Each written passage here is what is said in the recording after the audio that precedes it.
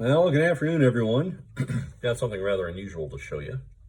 This is the bottom half of, well, top half actually, top half of the trumpeter clock. It's a Bellow assembly, or what is left of it. The thing is as dry as a mummy. Let me show you. Now, I've cut one away so y'all can see what's inside here, okay?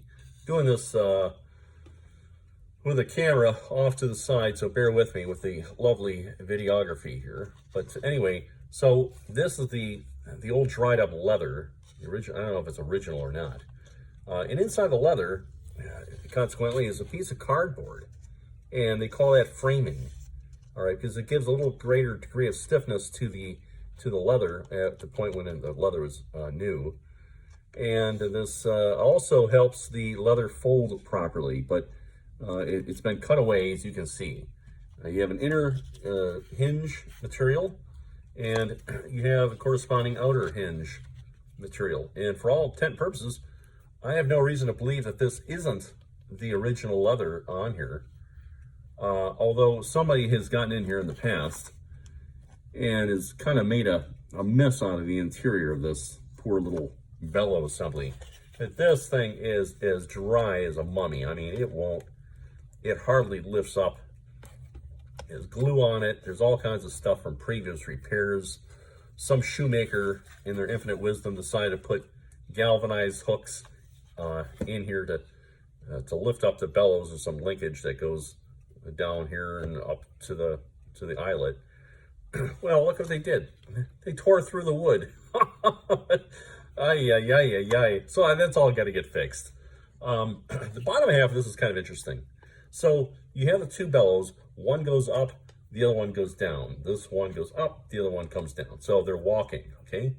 And what they're doing is every time this thing compresses air, it pushes it through a hole. See the hole there? And that hole has a flapper valve on this side. And this air is then routed through another piece that I have off to the side. This thing right here. This is the horn assembly. One of them is off right now. But, I mean, this thing is in terrible, terrible shape. There's no way this would have worked. And it has this air, almost like an automatic transmission gating system. And the air is directed through those gates through a series of pallet valves right here.